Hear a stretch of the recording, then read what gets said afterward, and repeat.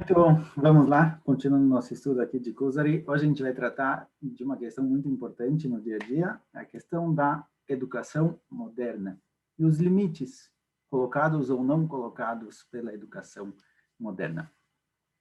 A gente falou que a diferença entre a visão aristotélica, a visão da filosofia do certo e errado, da religião, e a visão do judaísmo sobre a religião, tem algumas implicações no modo de vida da pessoa.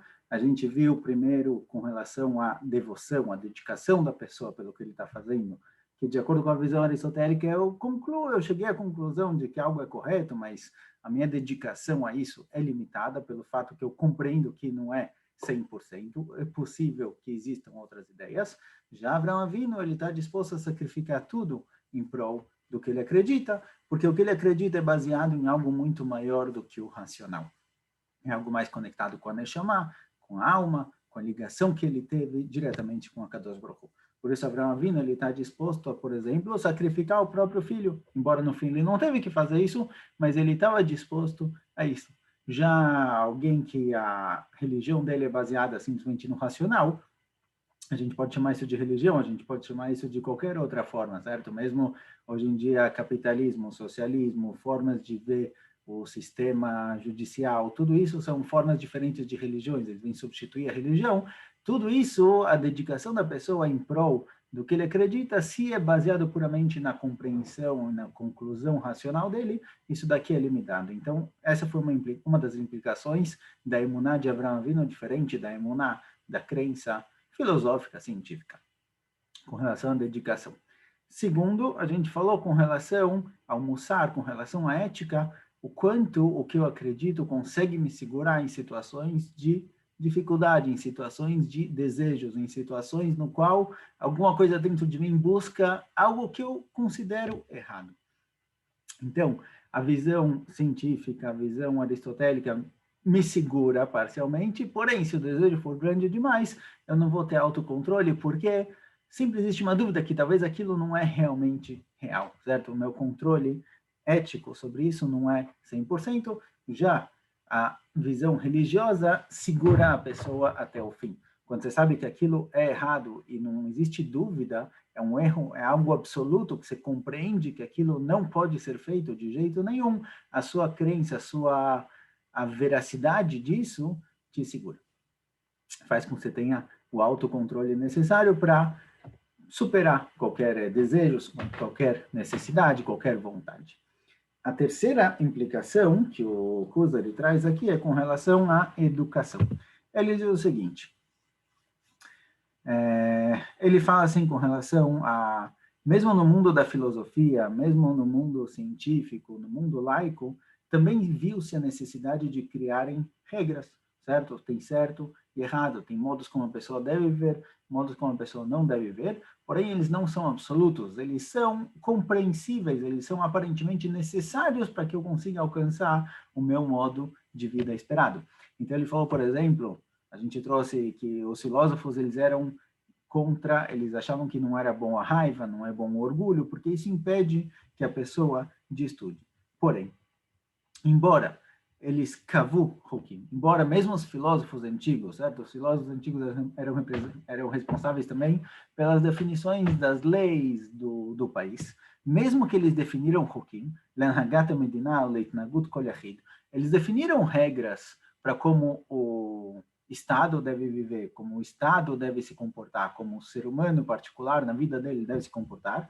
O lama Hukim ele emitnaguyot lo mechuyavot, ki mutnot, porém, essas leis, todas essas regras, elas não são absolutas, elas não são mechuyavot, não é uma verdade absoluta que eu devo cumpri-la, e sim, era uma necessidade, era era uma condição para que a vida se torne possível, acessível, que eu consiga viver em sociedade.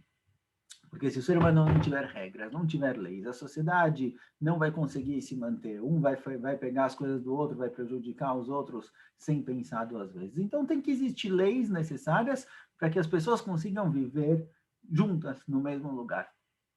Isso é com relação às leis laicas. Porém, a lei religiosa, a lei judaica, ela é diferente. Veio a Torá e naquele. Porém, a Torá não funciona dessa forma. אם לא בפרטים השייכים לדרך ארץ, ובחוכמת התורה כבר נתבהר מהם הדברים אשר יחול עליהם תנאי, ומהם הדברים אשר לא יחול תנאי עליהם. As leis da Torá, embora tenha algumas leis que sejam específicas para situações específicas, realmente, mas de forma geral, as leis da Torá, elas não podem ser transgredidas. São leis, são definições claras do que é certo e do que é errado, e não existe dúvida de que isso deve ser dessa forma. A pessoa tem que ter um conceito de leis, ela tem que ter um código de leis para manter a vida dela yetzivá, manter a vida dela firme, e não ficar mudando de um lado para o outro sem esse controle. Isso daqui é algo necessário na nefesh do ser humano. O ser humano ele precisa saber que ele está dentro de uma misgeret, que ele está dentro de algum limite, de algumas leis que definem o que é certo, o que é errado.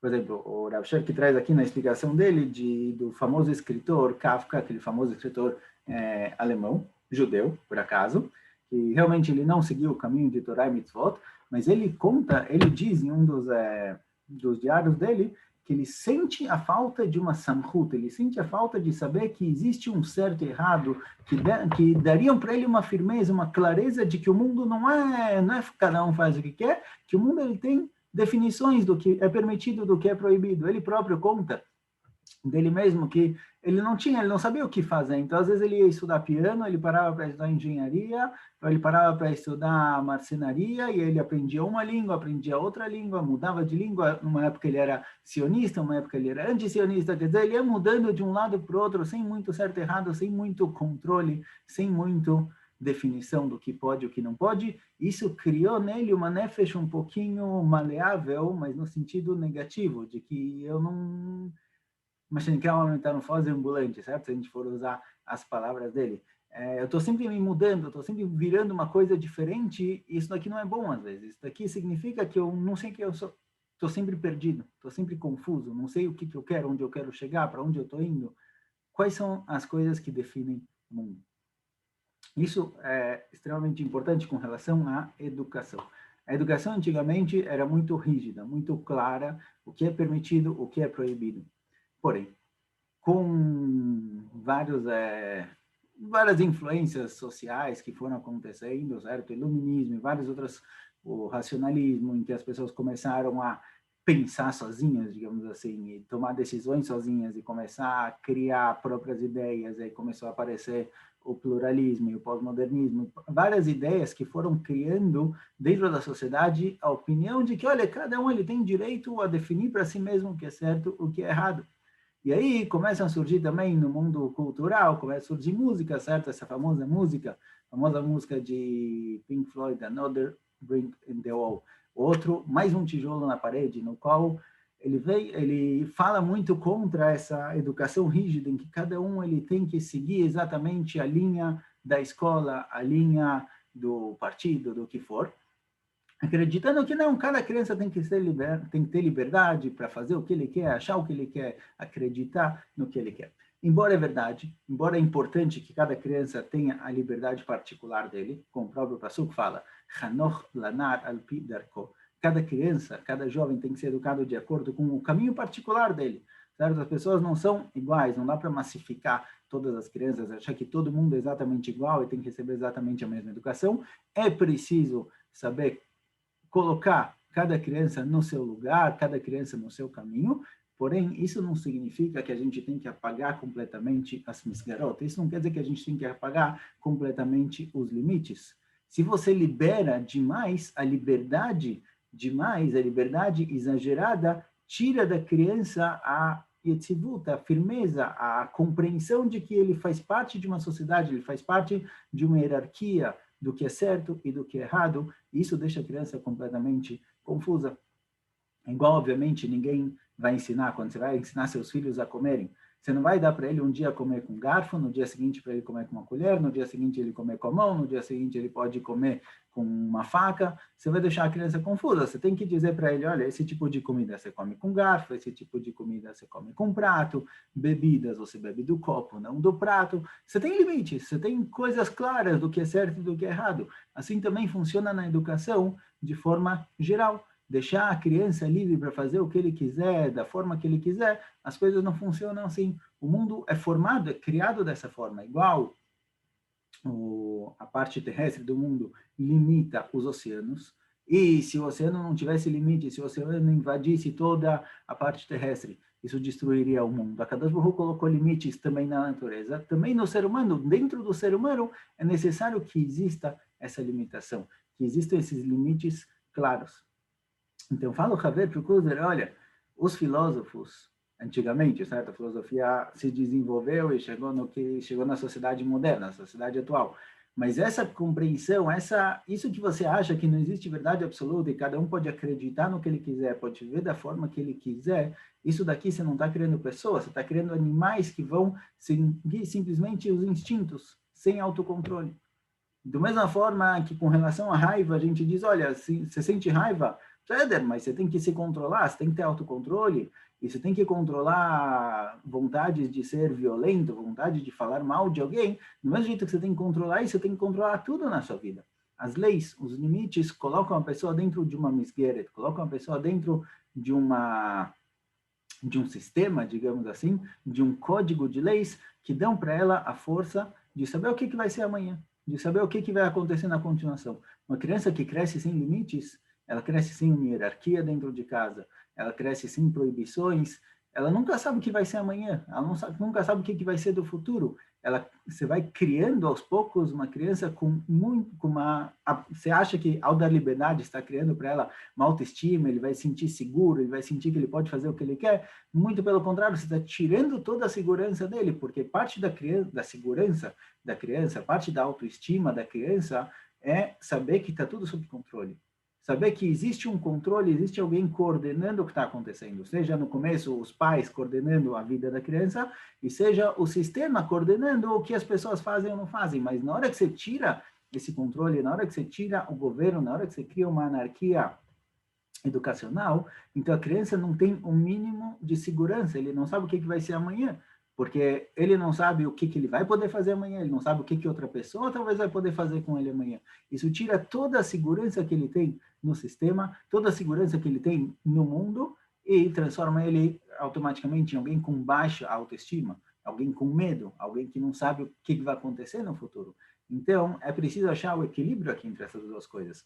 Por um lado, com certeza, a educação não pode ser rígida a ponto de humilhar crianças, não pode ser rígida a ponto de cortar das crianças partes da nefesh, certo? Tem crianças que são crianças mais artísticas, mais hiperativas, digamos assim. Tem professores que querem cortar isso, querem tirar isso de dentro da criança, a parte artística, a parte criativa, para que as crianças entrem na linha. Isso com certeza não é correto. Você precisa encontrar o caminho de cada um em um. Mas daqui para viver uma vida liberal na qual a criança não tem controle nenhum, na qual os pais deixam de se tornar pais, certo? Parte da educação moderna transformou os pais em amigos das crianças. Os pais não estão lá para controlar, para dizer para a criança o que pode e o que não pode. Eles são amigos, são pessoas que estão lá, que são mais velhos, mais experientes, mas eles estão junto com a criança. Quando você tira os pais da criança, quando você tira esse governo, digamos assim, quando você tira esse controle sobre a vida da criança, você está tirando, na verdade, toda a segurança dela. A hierarquia é o que dá segurança para a criança saber o que pode, o que não pode, o que vai acontecer, o que não vai acontecer. Então aqui, precisa tomar muito cuidado. Fala o Haver para o Kuzer, olha, os filósofos, embora eles busquem coisas muito grandes, embora eles tenham grandes sheifot, grandes planos, na hora que você tirou os hukim, você tirou a veracidade, o fato das leis serem absolutas, você tirou, na verdade, a segurança do mundo, você tirou a base que traz a yetzivut, a firmeza para o mundo. Então, o que vai sair daqui? O que vai acontecer? Então, outra das implicações da religião, outras das implicações do fato da religião judaica ser divina, vir diretamente de Akadosh Baruch Hu, e faz com que as leis sejam leis absolutas e não simplesmente leis convencionais, que nesse momento é bom, mas depois a gente muda, não tem problema, isso dá para a pessoa a segurança, cria dentro da pessoa a autoestima, a emuná, a fé, trazem para a criança a compreensão de que existe certo e errado, Existem coisas que são verdade, coisas que são mentiras. Isso dá para a criança a capacidade de se desenvolver, a capacidade de compreender, olha, parte do mundo tem que ser desenvolvido, parte do mundo pode ser trabalhado, parte tem que ser limitado, tem que saber onde está o seu lugar, o que eu posso, o que eu não posso. Essa é mais uma das implicações da religião no mundo, da religião na formação, na criação do ser humano. Então, seja na devoção, na dedicação que a pessoa tem pelo que ele faz, seja na capacidade de se autocontrolar quando existir necessidade, quando você estiver perante um desejo, uma vontade que aparentemente você acha que está acima de você, isso está acima somente do seu racional, acima do seu pensamento naquele momento. O instinto, ele pode ser forte a ponto de substituir o seu racional. Você nem para pensar e você acaba fazendo uma coisa que é errado.